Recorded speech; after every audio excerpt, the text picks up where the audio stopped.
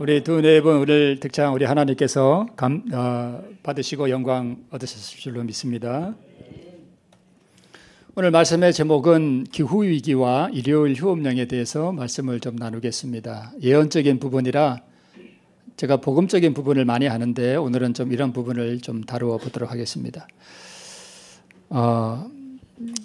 여러분, 우리 재림교회에 있어서 참으로 예수님 재림이 가까운 징조가 우리가 흔히 뭐라고 알고 있습니까? 일요일 휴업령이죠. 여러분, 세계적인 일요일 휴업령이 도대체 뭐죠? 교황이 중심이 되어서 앞으로 전 세계 가난한 자나 부자나 자주자나 종이나 모든 사람들로 하여금 일요일을 지키도록 법으로 강제하는 법령을 내리게 될 거예요. 그것을 우리가 일요일 휴업령이라고 말합니다. 우리는 일요일 휴업령을 기다리는 게 아니죠. 뭘 기다려요? 재림을 기다립니다. 그러나 많은 사람들은 재림을 사실 두려워하는 것도 사실이죠. 나는 준비가 안 됐다라고 생각하기 때문입니다. 근데 일요일 법령은 사실 예수님 재림에 대한 가장 최후의 징조가 됩니다. 간혹 일요일 법령을 인정하지 않는 재림 교인들도 있는데요. 오늘은 우리 지금 기후위기가 상당히 심각하다 그러죠. 우리 기후위기와 일요일 협령이 어떤 관계가 있는지 오늘 예언을 좀 함께 살펴보도록 하겠습니다. 지금 여기에 나오는 이 사진은 우리 박근혜 대통령이 제70차 유엔 총회에 가서 연설을 하는 그러한 장면인데요. 박근혜 대통령이 중요한 게 아니라 지금 이 유엔 70차 총회에 교황이 연설을 할 때 이게 2015년에 있었거든요. 9월 25일부터 27일 동안 미국 뉴욕에서 있었습니다. 여기서 교황이 어떤 발언을 했는가 하면 이렇게 말했습니다. 한겨레 신문에 올라온 기사인데요. 교황, 유엔 연설서 전쟁 막기 위한 지칠 줄 모르는 협상이 필요하다고 말을 하면서 또한 교황은 연설의 많은 부분을 어디에 할애했다고요? 환경 문제에 할애했다 이렇게 말씀하고 기사가 이렇게 나왔습니다. 교황은 지구를 창조주로부터 온 사랑의 과실로 표현하면서 인류에게는 환경을 파괴하거나 남용할 권리가 없다라고 단언했다 이렇게 되어 있습니다. 여기 70차 유엔 총회에서 기후 문제를 상당히 비중 있게 다루는데요. 이게 어디서부터 시작되는가 하면 1992년 리우데자네이루에서 있었던 이 환경회의를 모태로 해서 2015년 70차 유엔 총회에서 지속가능한 발전 목표를 제시했는데 이것을 흔히 2030 아젠다라고 말하는 것입니다. 2030 아젠다는 어떤 음모론이 아니라 이미 오래전부터 계획되어 왔고 유엔 총회에서도 발표되었던 사실이에요. 교황이 주도하는 거고요. 2030 아젠다라고 하는 것은 그리고 유엔이 70차 유엔 총회에서 발표한 것입니다. 주요 의제는 기후위기로부터 지구를 구하자라고 하는 그러한 교황의 메시지라는 것을 알 수 있습니다. 여기 두 번째 줄에 보면 지속가능한 발전 목표, 이거 지금 굉장히 전 세계적으로 아주 유명한 말이에요. 지속가능한 발전 목표 속에서 탄소 중립이 나와요. 여러분 탄소 중립 많이 들어보셨죠? 탄소 중립이 뭐냐 하면 지금 인간이 이산화탄소를 너무 많이 내뿜는다는 거예요. 그래서 이 이산화탄소 때문에 지금 지구가 너무 뜨거워진다는 거예요. 그래서 이산화탄소를 뭐 하자? 줄이자. 그게 탄소 중립이에요. 2050년까지 탄소 중립을 이루자 하는 것입니다. 이거는 제가 인터넷 기사를 제가 그대로 사진을 캡처해 온 것입니다. 화면을.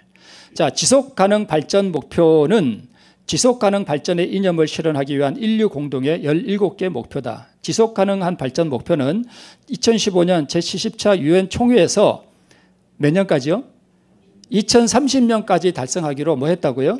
결의한 거예요. 이게 2030 아젠다예요. 2030 아젠다는 어떤 음모론이 아니라 유엔이 이렇게 결의한 것입니다. 2030년까지 이 지속가능한 발전 목표를 이루기 위해서 이 지구 오염으로부터 지구를 뭐 하자는 거예요?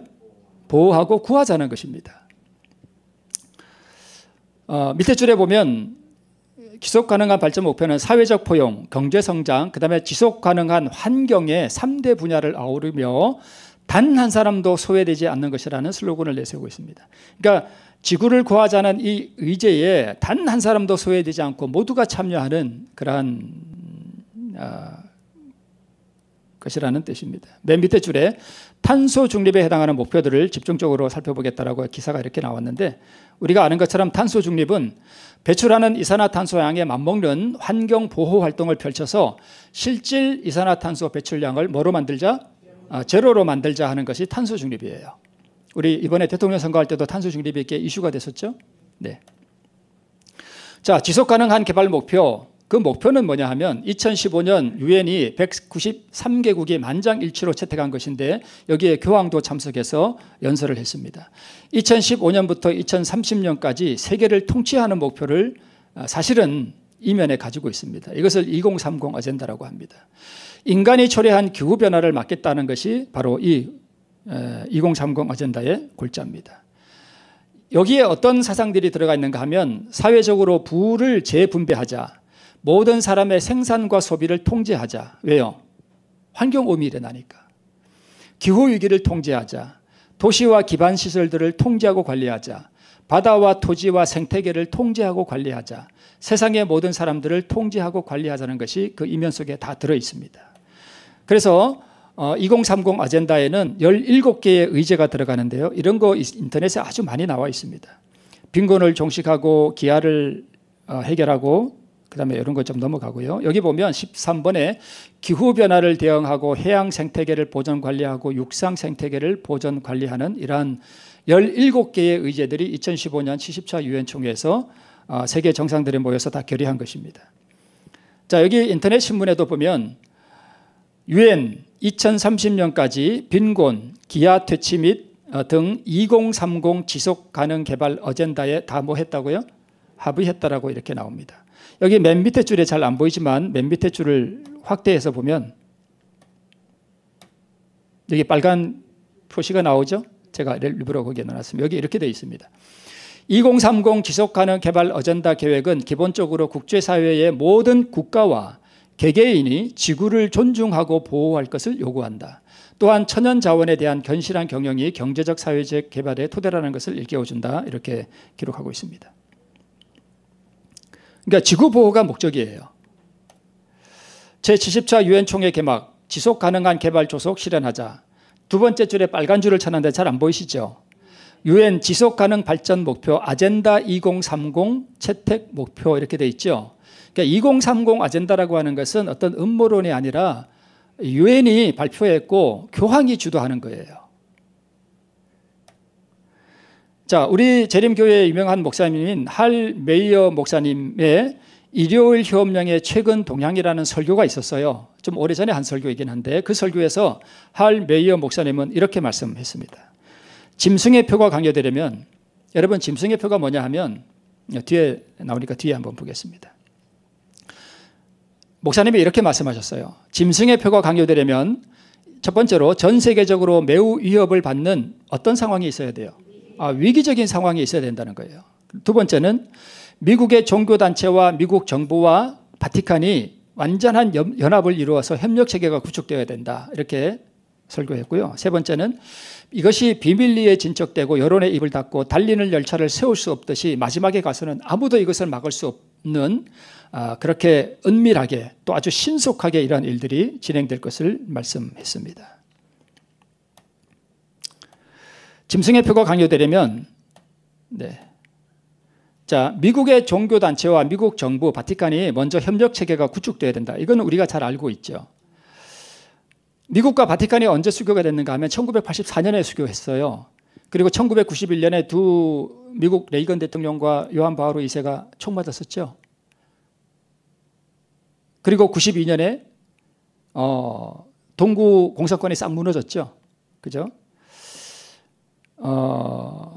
그래서 그걸 흔히 우리가 거룩한 동맹이라고 말합니다. 미국과 교황은 이미 연합이 이루어진 것을 우리가 잘 알 수 있고 1984년에 바티칸과 미국이 수교되었고 91년에 공산권이 붕괴되었고 그 바티칸과 미국의 합작으로 이런 일들이 일어났습니다. 이것을 흔히 일컬어서 신성동맹이라고 제가 흔히 그렇게 말하고 있습니다. 우리가 잘 아는 것처럼 이미 전 세계 그 종교와 바티칸이 이미 다 연합되고 있죠. 그걸 우리가 에큐메니컬 운동이라 그럽니다. 불교, 뭐 조로아스터교, 개신교회 뭐 전부 다 지금 연합을 하고 있습니다. 짐승의 표가 강요되려면 그다음에 첫 번째로 아주 전 세계적으로 매우 위협을 받는 위기적인 상황이 있어야 한다 이렇게 말씀하고 있습니다. 자, 전 지구적인 위기 지금 뭘까요? 이게 자연 발생적이든 인위적인 조작이든 이것이 바로 기후 위기예요.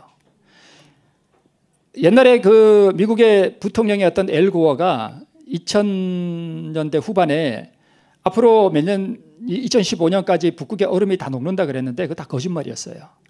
여러분 기후 위기는 조작되었다라는 말도 있고 뭐 그런 말이 있는데 저는 그게 지금 중요한 것이 아니라 지금 그게 조작되었던 자연 발생적이든 전 지구적으로 지금 공통적인 위기가 뭐냐 하면 환경 문제예요.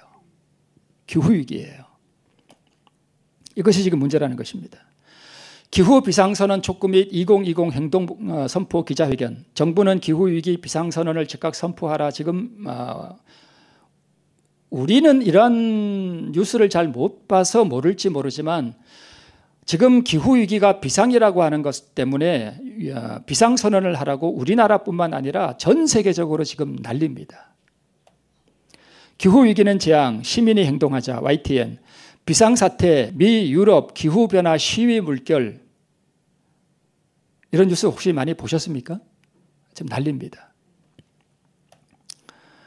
YTN 사이언스, 제가 이걸 영상으로 제가 받아놨었는데 혹시 이걸 영상으로 틀면 또 무슨 저작권에 걸릴까 봐 화면을 다 캡처해서 보여드릴게요. 자, 여기 보면 안정의 시대는 끝났다. 코로나19 바이러스는 시작에 불과하다.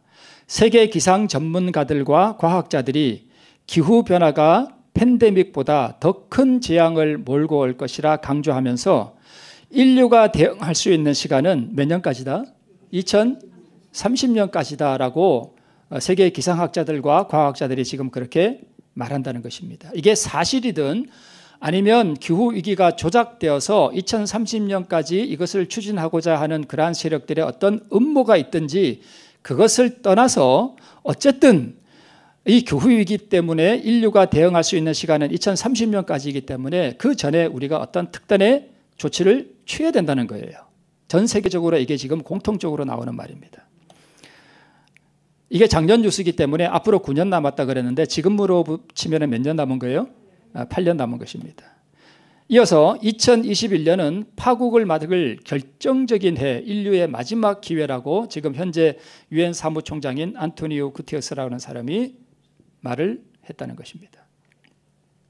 교황과 유엔과 또 세계경제포럼도 그렇고 2030 아젠다라고 하는 것은 어떤 사실이지도 않은 어떤 것을 가지고 음모론으로 이렇게 말하는 것이 절대 아니에요. 2030 아젠다는 교황이 주도하는 거고요. 유엔이 발표하는 것이고 이 2030 아젠다에 따라서 지금 전 세계를 개혁하자는 그런 운동이 지금 날립니다. 기후변화라는 참담한 비극으로부터 인류가 생존하기 위해선 지금은 모두가 뭐 해야 될 때다? 행동해야 될 때다라고 지금 뭔가 대책을 꾸미고 지금 추진해 나가고 있는 것을 우리가 알 수 있습니다. 이 여자아이 혹시 보신 적이 있습니까? 못 보셨어요?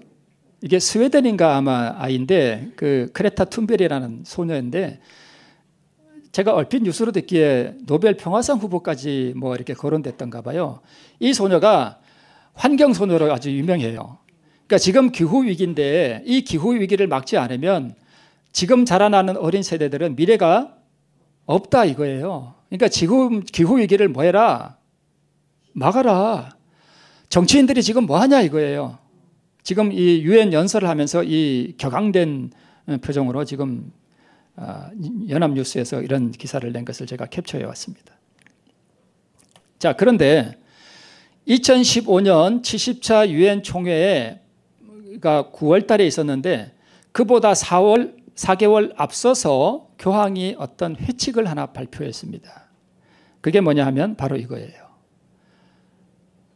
라우다토 시라고 하는 찬미 받으소서라는 회칙입니다. 이거예요. 제가 이걸 일부러 구입을 했어요.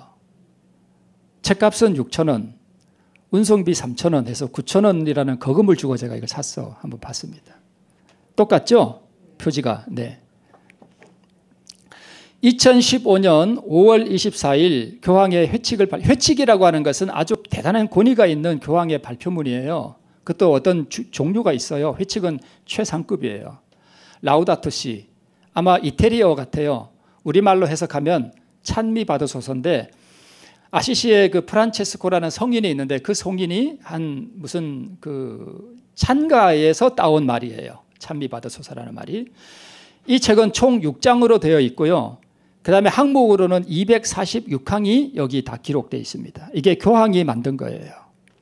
어떤 내용이 있는지 한번 조금씩 살펴볼게요. 제1장은 더불어 사는 집에, 즉 우리 지구를 말하는 거예요. 더불어 사는 집에 무슨 일이 벌어지고 있습니까? 라고 말하면서 1. 환경오염과 기후변화. 지금 보이시죠? 작은 것이 보이시나요? 네.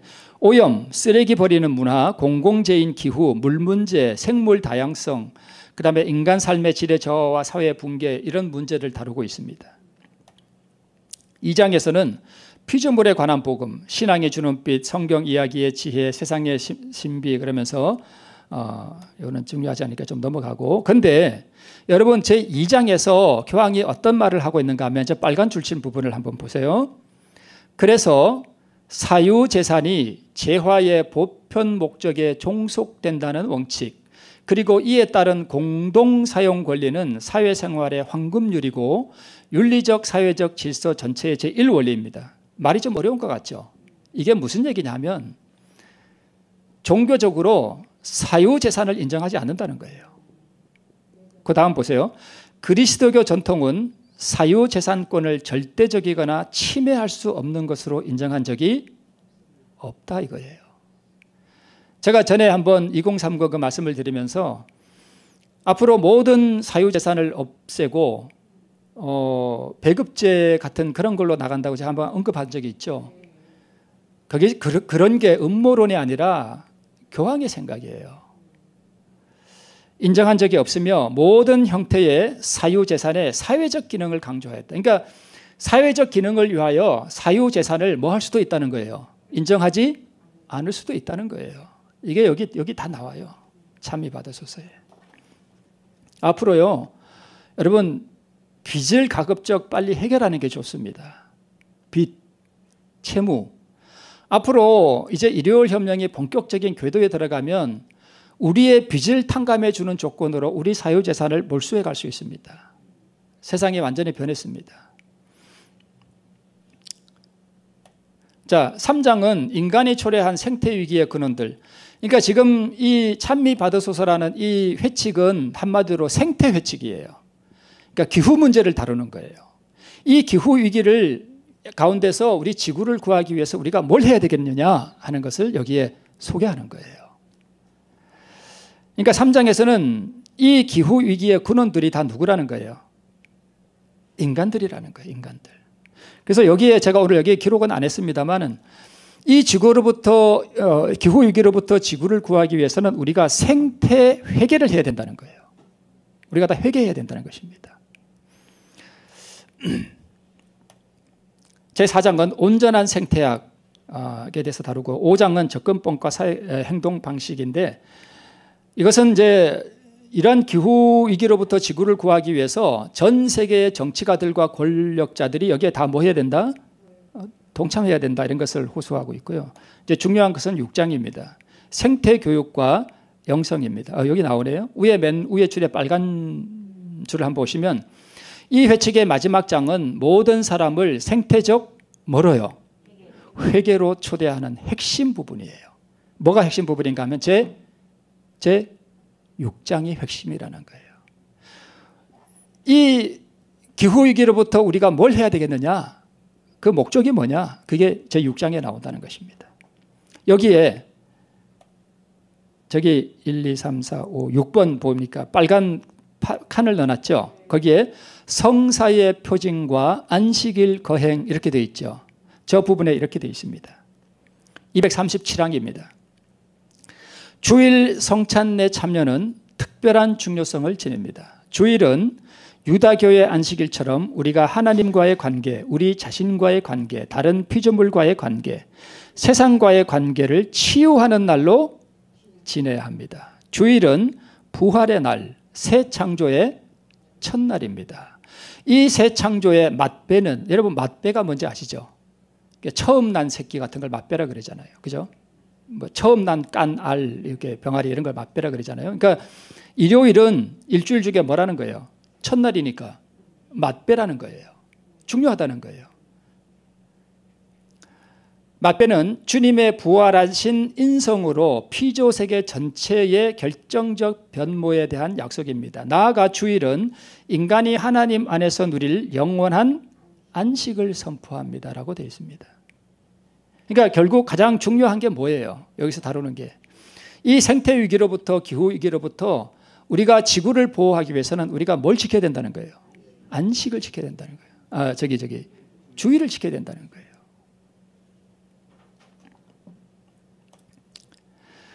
그 다음에 이는 인간의 활동을 공허한 행동주의로부터 보호합니다. 또한 우리가 배타적 개인적 이득만을 추구하도록 이끄는 끝없는 탐욕과 고립감을 막아줍니다. 안식일 율법은 일의 날 일하는 것을 금하였습니다. 그렇죠?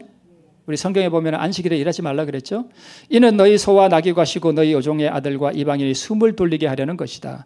안식은 우리가 더 넓은 시각으로 다른 이들의 권리를 새롭게 인식할 수 있게 해줍니다. 이처럼 성찬례를 중심으로 하는 안식일은 주간 전체에 빛을 비추고 우리가 자연과 가난한 이에게 더 큰 관심을 기울이도록 고마합니다. 여기서 말하는 안식일은 뭐예요? 주일이에요. 일요일이에요. 자, 이 그림 전에 한번 보신 적 있죠? 제가 롯과 그 나오미 한번 말씀하시면 드릴 때 이 사진 제가 한번 보여드린 적이 있습니다. 이것은 작년 10월 4일 날 교황이 전 세계 지도자들을 다 모은 다음에 그들에게 그 11월 달 유엔에서 있을 유엔에서 있을 그 회의에 자기들의 의견을 어필하기 위해서 사인을 하는 그런 모임이었습니다. 제가 그때 한번 보여드린 적이 있습니다. 여기 오른쪽 영어 있잖아요. 여기를 해석하면 왼쪽에 이렇게 나는데 2021년 10월 4일 바티칸에서의 모임이 있었습니다.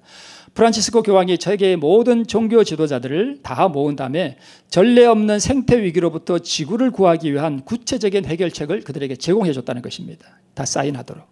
11월 유엔에 그들의 주장을 전달하기 위해서였고 해결책이 뭐냐면 그린 안식일, 기후 일요일을 제안했습니다. 그리고 서명을 다 했어요. 그래서 지구를 구하기 위해 오염 배출량을 줄이고 지구를 쉬게 하기 위해 일주일에 하루 산업을 폐쇄하는 것이 목표다 그랬습니다. 그 하루가 과연 일주일 중 어느 요일이 되겠습니까? 일요일이에요.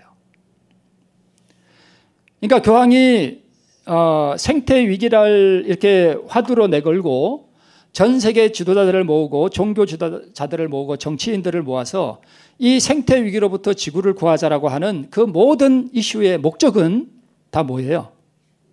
일요일이에요. 일요일입니다. 제가 다시 빨간 줄을 넣어놨죠? 목적은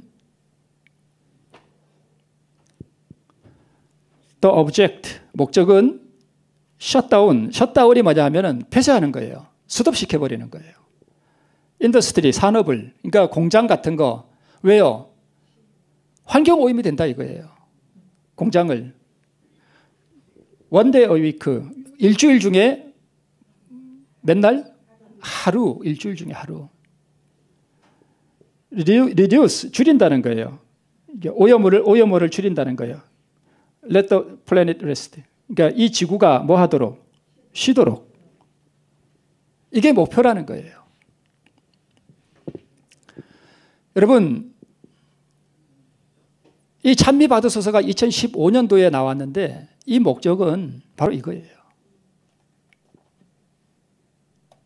그러면 여러분, 여기 이 교황이 얼마나 인자하게 보입니까? 그죠? 저는 어떤 종교를 비판하는 게 절대 아닙니다. 이 그림은 여러분 이 교황은 옛날 중세 암흑기 동안 538년부터 1798년 1260년을 우리 역사는 종교 암흑기라 그래요. 이 종교 암흑기 동안 교황은 모든 신자들에게 성경을 못 읽게 했습니다. 성경을 다 뺏어버렸어요. 그리고 누구든지 성경을 가지고 있거나 성경의 한 조각만 가지고 있어도 처형시켜버렸습니다. 그게 보방꾼이 교황이에요. 수천만 명의 그리스도인들을 지하 감옥에서 고문하고 죽인 게 바로 교황이에요. 적그리스도예요. 죽게 되었던 상처가 나오매 온 땅이 이상히 여겨 짐승을 따르고 그랬는데 바로 그 짐승이 바로 교황이에요. 적그리스도입니다. 수많은 사람들을 저렇게 불태워 죽였습니다. 누가요? 교황이 그랬어요. 그걸 우리는 중세 암흑기라 그럽니다. 성경에 예언되어 있는 것처럼 이 짐승이 때와 법을 뭐 한다 그랬습니까? 변개시킨다 그랬습니다. 천주교 십계명과 성경의 십계명은 다릅니다. 안식일을 기억하여 거룩히 지키라 하는 이 계명을 주일을 지키라로 바꾸었고, 우상을 만들지 말고 그래서 섬기지 말라는 둘째 계명은 아예 없애버렸고, 하나가 빠지니까 열째 계명을 둘로 나누어 가지고 아홉째 계명과 열째 계명을 이렇게 서로 나누어 버렸습니다. 때와 법을 변개했습니다. 적그리스도예요. 만면에 인자한 웃음을 띠고 있지만 적그리스도입니다. 그러면 여러분, 로마 가톨릭의 권위가 어디에 있는가 하면 일요일 예배에 있습니다. 그들 스스로 말합니다. 일요일은 권위의 표다. 교회는 성경 위에 있으며, 여기서 말하는 교회는 천주교회를 말하죠. 천주교회는 이 성경보다 자기들이 더 위에 있대요. 이게 말이 됩니까? 교회는 성경 위에 있으며 안식일 준수의 변경이 그 사실을 증거한다고 그들 스스로 말해요. 그래서 짐승의 표가 뭐냐 하면 어떤 베리칩을 이렇게 몸속에 넣거나 그런 거 아니에요. 짐승의 표는 짐승의 권위의 표예요. 즉 자기의 권위로 성경 말씀을 변개하고 하나님의 거룩한 율법을 변개한 그들의 권위의 표가 뭐예요? 일요일이에요. 지금은 일요일 지키는 게 짐승의 표인가요? 아니죠.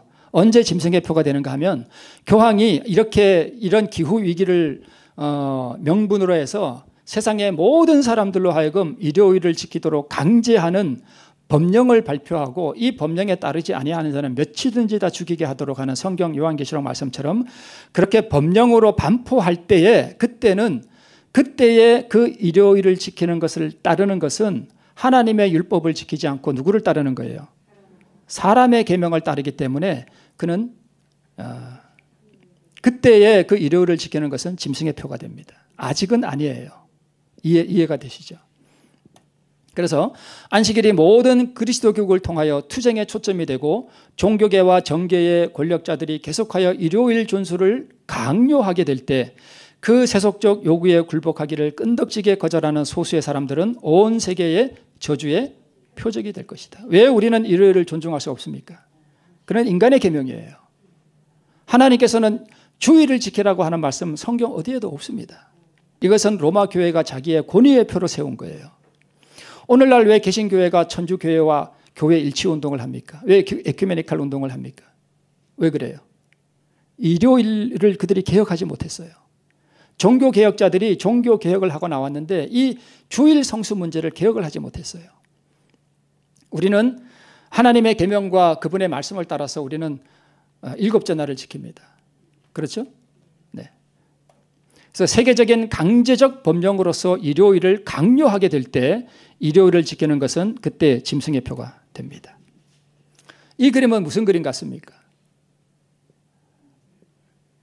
네, 유다예요. 유다가 예수님을 팔 때 어떻게 왔는가 하면 다정하게 왔습니다. 랍비여 안녕하시옵니까? 이러면서 왔어요. 그러면서 예수님의 얼굴에 그를 참으로 측은히 여기는 듯한 표정으로 예수님의 얼굴에 입맞춤을 했습니다. 그때 예수님께서 이렇게 말씀하시죠. 내가 입맞춤으로 인자를 파느냐라고 말씀하셨습니다. 그러나 그의 그 다정한 입맞춤 뒤에는 뭐가 있었습니까? 횃불과 검과 몽치가 있었습니다. 환경을 보호하고 가난한 이들을 돌보고 지구 생태계를 보존하고 피조물을 보호하자는 것이 나쁜 것입니까? 좋은 거예요. 우리가 지구를 보호해야 됩니까? 보호해야 됩니다. 우리가 생태계를 보호해야 합니까? 보호해야 됩니다. 그러나 여러분, 이것은 명분에 불과한 거예요. 그의 진짜 목적은 생태계를 보존하는 것이 아니라 무엇이 목적이에요? 일요일 휴업령을 내리는 게 목적이에요.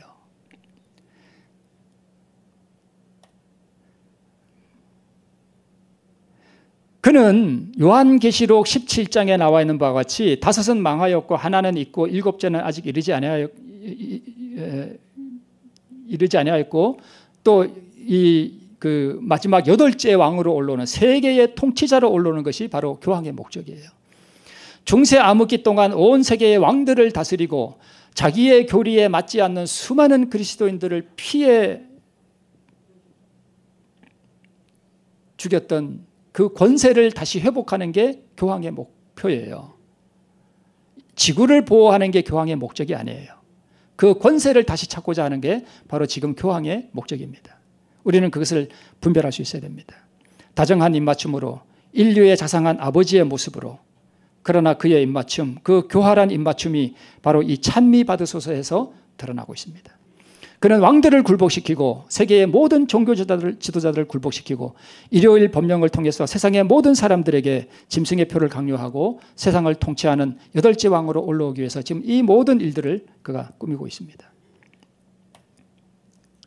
자, 여기 보면 아까 여기에 다 나오는 내용입니다.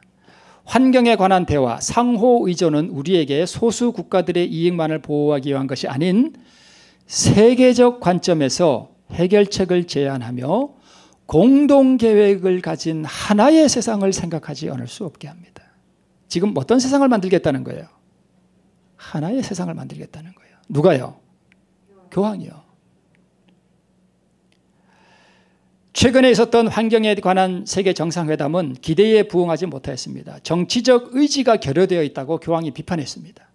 왜 정치인들이 여기 나서지 않느냐라고 하는 것입니다. 그런데 지상의 평화에서 시작하여 여러 교황님들께서 되풀이하여 말씀하신 대로 필요한 것은 세계 통치의 형태와 수단입니다. 세계를 통치하고 싶어하는 거예요, 교황은. 중세 암흑기 동안 잃어버렸던 그 영화를 다시 되찾고자 하는 것입니다.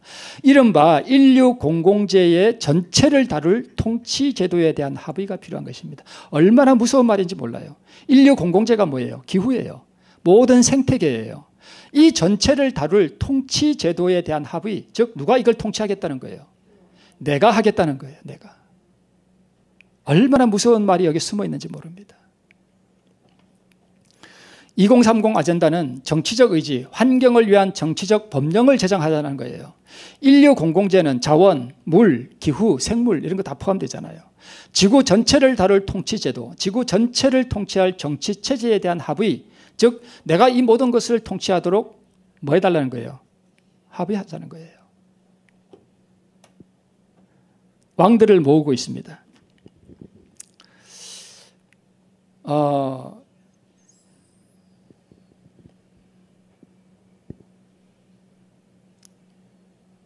이게 2019년도에 아마 교황이 나와서 한 말 같은데 제가 한번 뒤에 들어가서 보겠습니다.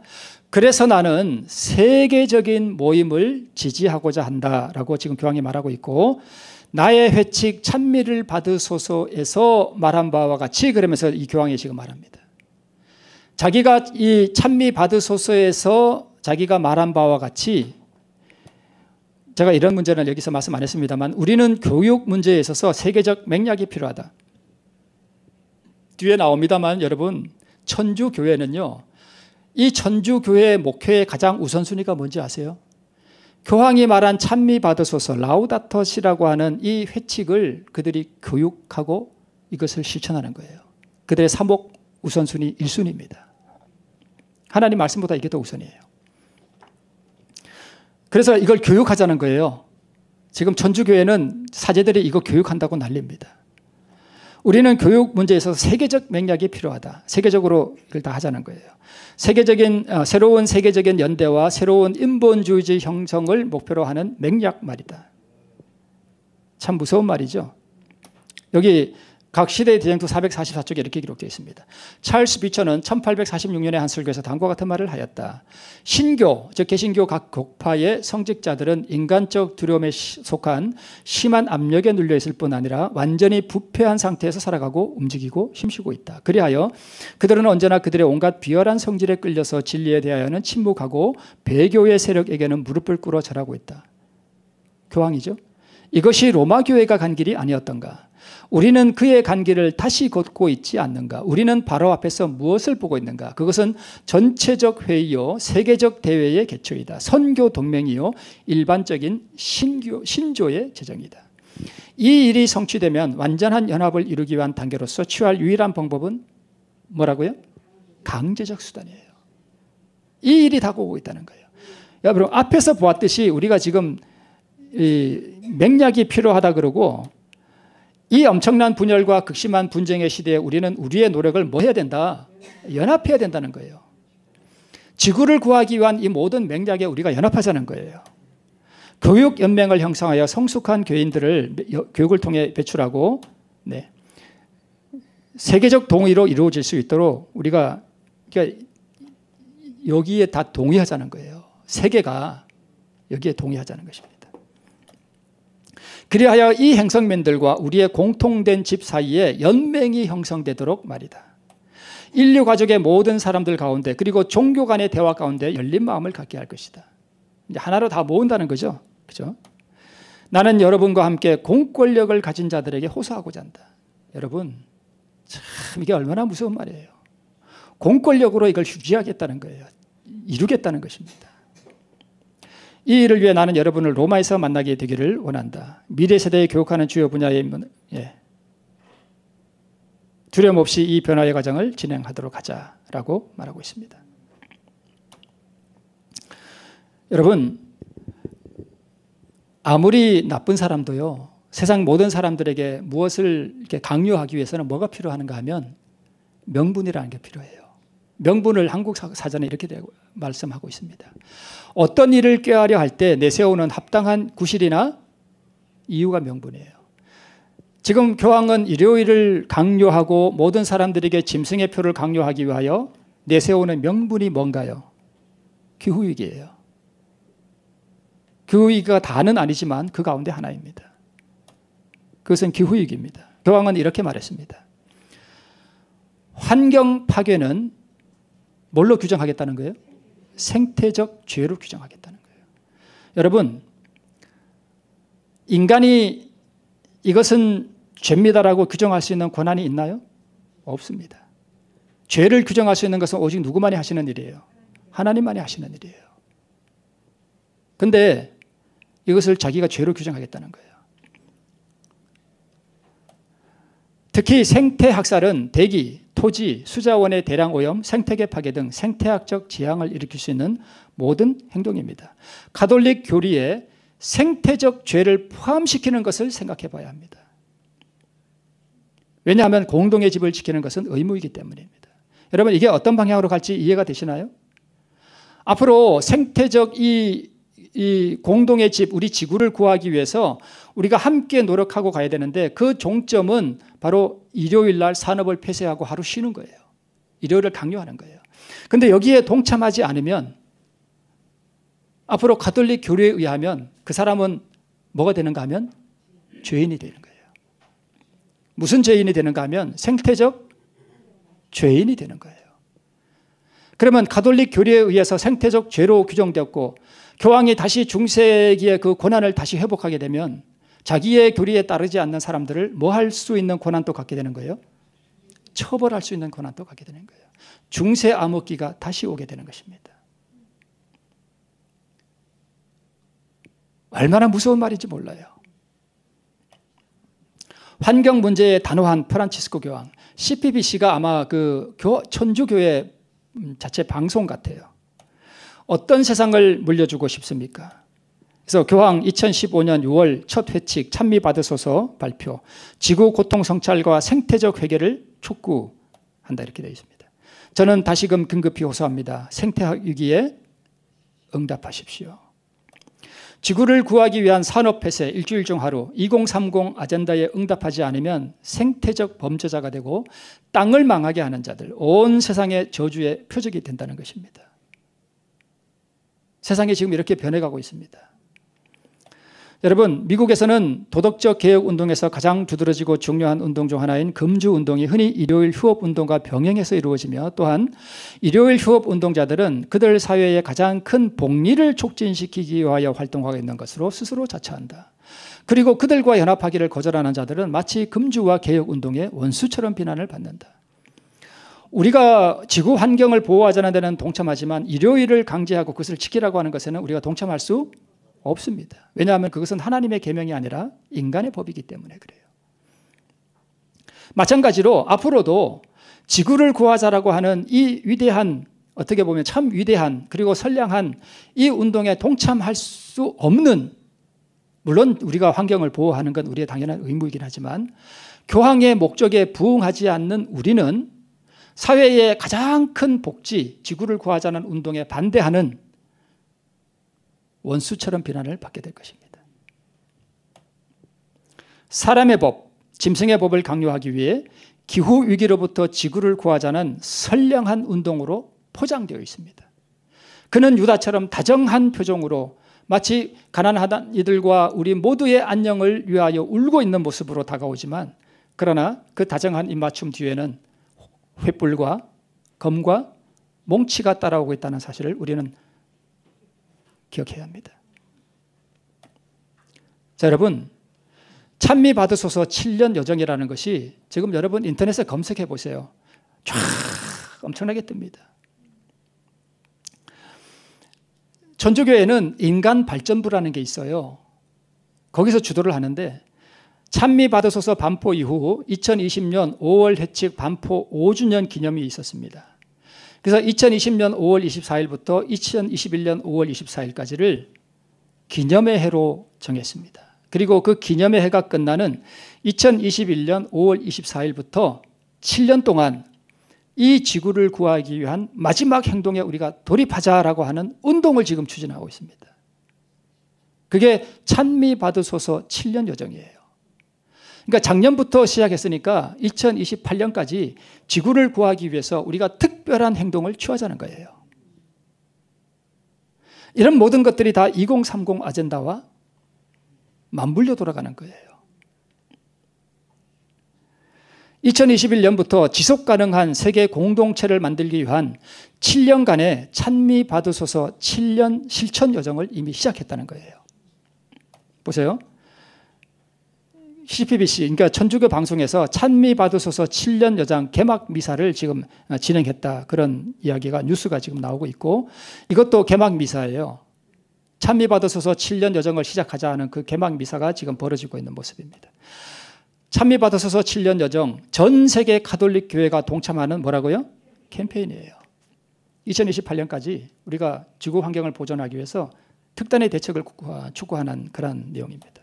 이것도 기념 미사입니다.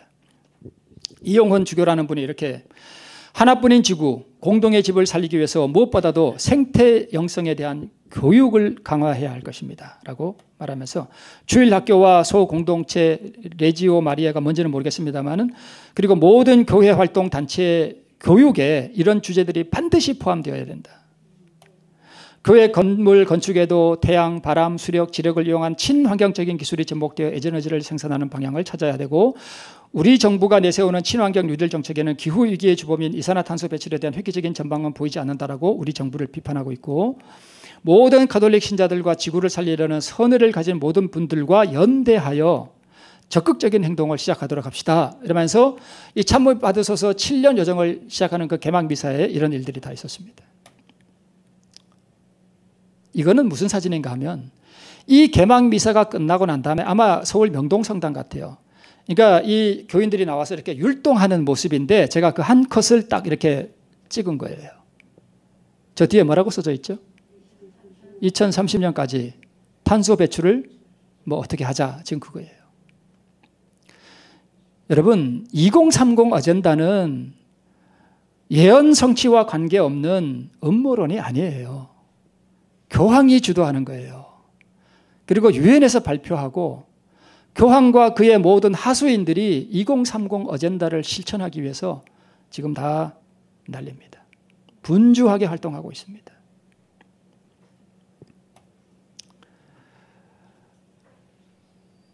이거는 무슨 장면인가 하면 저 녹색 옷을 입은 분이 어떤 직분인지 모르겠습니다만 천주교의 사제들이 지금 영상을 통해서 찬미 받으소서 프란치스코 교황 성화의 회칙을 교인들에게 지금 뭐 하는 거예요? 교육하는 거예요. 이거 교육하고 우리가 이렇게 하자는 거예요. 찬미 받으소서 7년 여정. 주교회의 특별 사목교서 울부짖는 우리 어머니 지구 앞에서 교황청에서는 2020년부터 21년까지 찬미 받으소서 특별기념회와 그 다음 이어지는 7년이 모든 피조물을 위한 은총의 때가 되고 모든 피조물이 하나님의 은총을 실제로 체험하는 희년이 되기를 간절히 촉구하고 있습니다. 7년 여정 끝에 우리가 지구를 구하고 뭐에 들어가자는 거예요? 희년에 들어가자는 거예요. 희년이 뭐예요? 안식하자는 거 아니에요. 그 개념이 어디에 나타나 있나요? 일요일에 나타나 있잖아요. 모든 산업을 쉬고 폐쇄하고 셧다운 시키고 일요일에는 우리가 뭐 하자? 쉬자. 이에 한국 천주교회도 보편교회, 여러분 보편교회가 천주교회예요.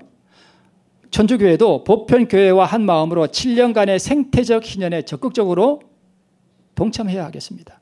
오늘날의 기후위기와 어머니 지구의 울부짖음은 교회가 수행해야 할 복음화 사명과 사목활동의 가장 중요한 주제 가운데 하나입니다.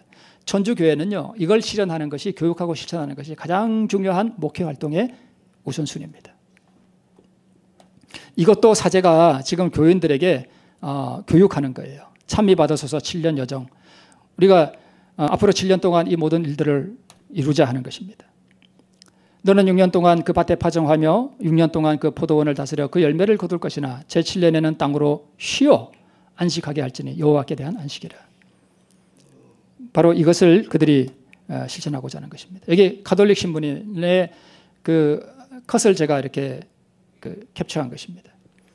찬미 받으소서 7년 여정 첫 해 세계교회의 모습은 기후위기는 생존위기다. 절박함이 세계를 움직인다. 지금 아까 할메이어 목사님이 짐승의 표가 강요되려면 첫째로 전 세계적인 무슨 상황이 있어야 된다고요? 위기 상황이 있어야 된다고요. 실제 기후위기가 위기 상황이든 아니든 어쨌든 그들은 이것을 명분으로 삼고 있습니다. 기후위기는 지금 우리의 생존위기라는 거예요. 절박한 문제라는 거예요. 계속 그 밑에 나오는 걸 제가 컷을 달리해서 이렇게 그 밑에 이렇게 되어 있습니다. 2018년 6월 6일 교황청에서 열린 회칙 찬미 받으소서 반포 3주년 기념 행사에서 어린이들이 공연하고 있다라면서 그 밑에는 또 무슨 기사가 나오는가 하면 지금 전 세계는 찬미 받으소서 7년 여정의 첫 해를 지내고 있다. 프란치스코 교황 회칙 찬미 받으소서의 가르침을 바탕으로 공동의 집 지구를 구하기 위한 신앙인들의 절박한 움직임이 이어지고 있다. 지금 여러분 난리예요. 분주하게 움직이고 있습니다. 프란치스코 교황은 회칙 찬미 받으소서를 반포한 데 이어 신앙인들이 장기적으로 지구 살리기에 나서도록 7년 여정으로 초대했다. 이를 구체적으로 실현하기 위한 찬미 받으소서 액션 플랫폼을 2021년 11월 14일 개설하고 모든 교구와 본당, 수도회와 단체, 개인들이 참여하도록 권고했다. 이렇게 되어 있습니다. 여기 천주교회에서 나온 장면이에요. 지구가 여러분께 묻습니다. 고기를 덜 먹어야 하는 이유 알고 있나요? 앞으로 여러분 어떤 운동이 일어날 거냐 하면 고기 먹지 맙시다 하는 운동이 일어날 거예요. 왜 그런지 아세요? 그 빌 게이츠가 뭔 얘기 했냐면 메탄가스 때문에 지금 지구가 뜨거워지는데 이 메탄가스를 내뿜는 주범이 소다. 소가 자꾸 빵구 낀다 이거예요. 소가 메탄가스 자꾸 빵구를 뿡뿡뿡뿡 키니까 이 메탄가스가 지구를 덮어가고 지구가 뜨겁다. 그러니까 고기 먹지 말자 이거예요. 얼마 전에 여러분 농심에서 나온 그 광고 제가 여기 늘려다가 안 넣었는데 그거 아세요? 어떤 제 그 뭐죠? 그 피 흘리면 그 뭐라 그러죠? 그 있잖아요. 왜 다리는 거 있잖아요. 그 뭐라 그러지? 좀비.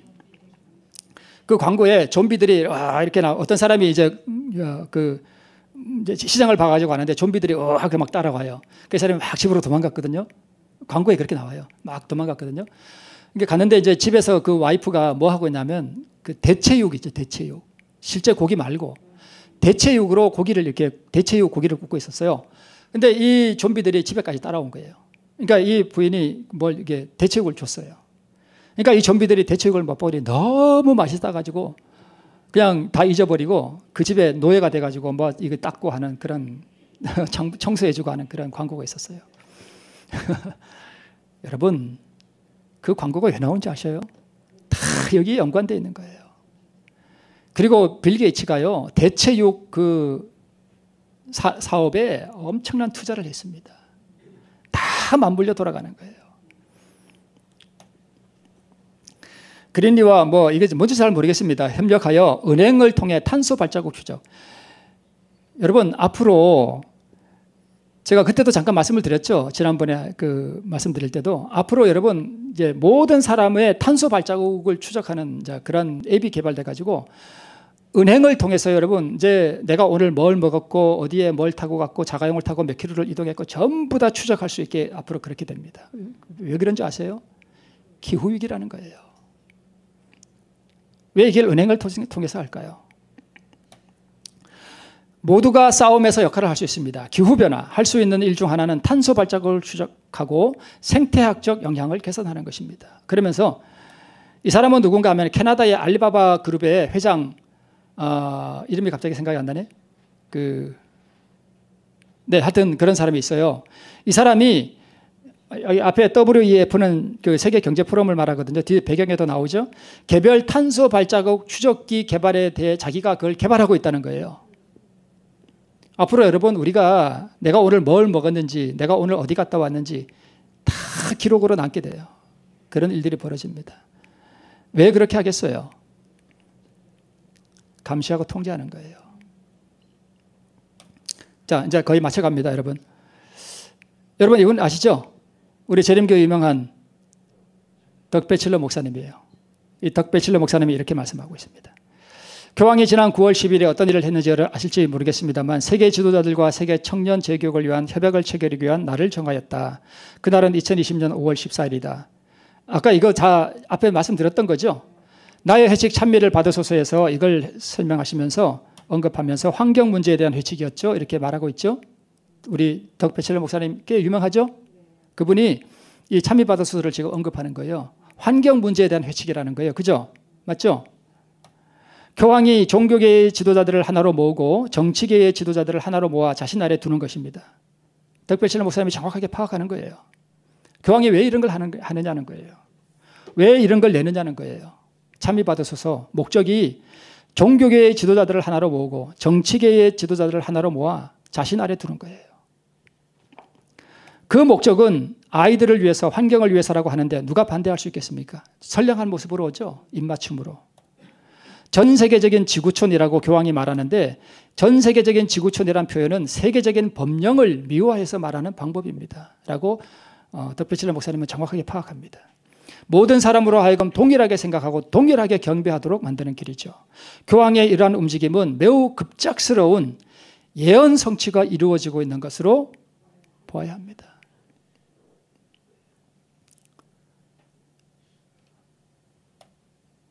이 사람들이 2030 어젠다를 말하고 앞으로 7년 동안 2028년까지 뭘 하겠다고 해서 2028년에 꼭 예수님 모시고 2030년에 예수님 모시나요? 그건 아닙니다. 또 이런 말 하면은 어떤 주정교회 강목사님이 글쎄 2030년에 예수님 모신다 했더라. 제가 얼마 전에도 비슷한 얘기를 제가 들었어요. 참 염려가 됩니다. 하나님께서 재림하시는 날짜를 교황의 의도에 맞추어서 하시나요? 아니에요. 하나님께서는 하나님의 시간표가 있어요. 그러나 제가 이런 말씀을 드리는 것은 교황이 이러한 기후위기라고 하는 이 명분을 가지고 2030년 혹은 7년 여정을 통해서 특별한 무언가를 지금 하겠다는 것은 그리고 그의 목표가 산업을 폐쇄하고 하루를 쉬게 하는 것이 그의 목적이고 그가 전 세계의 통치자로 올라오는 것이 그의 목표라면 그들이 7년 여정을 시작하고 2030 어젠다라고 하는 것을 통해서 그들이 뭔가를 세상에 이루고자 할 때 우리가 뭘 생각해 봐야 하겠느냐는 거예요.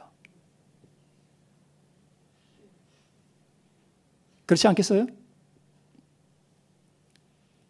예언이 신속하게 맞춰질 수 있다는 거예요. 교황은 계시록에서 예언한 8째 왕으로 올라오기 위해 분주하게 활동하고 있습니다. 우리는 무엇을 해야 합니까? 우리에게 남은 시간이 없습니다. 엘리야가 모든 백성에게 가까이 나아가 이르되 너희가 어느 때까지 두 사이에서 머뭇머뭇하려느냐. 여호와가 만일 하나님이면 그를 쫓고 바알이 만일 하나님이면 그를 쫓을지니라. 여러분, 혹시 내가 농사 때문에 밭에 나가 일을 하느라고 기도할 시간도 없고 말씀 볼 시간도 없다면 밭 파셔야 됩니다. 밭 파셔야 돼요. 그거 안 파시면 여러분 구원 보장 못합니다. 내가 먹고 사는 일에 바빠서 말씀도 가까이 할 시간이 없고 하나님과 교제할 시간이 없다면 농사 줄이셔야 됩니다. 언제까지 그렇게 사시겠습니까? 교황은 날짜를 정해놓고 자기의 목표를 이루기 위해서 분주하게 활동하는데 우리가 거기에 정신이 팔려 있어야 되겠습니까? 그렇지 않습니까? 마지막입니다. 주님께서 이렇게 말씀하셨습니다. 일어나라, 함께 가자. 보라, 나를 파는 자가 가까이 왔느니라. 우리 모두 각성하시고 준비하는 성도님들 되시길 바라면서 말씀을 마치겠습니다.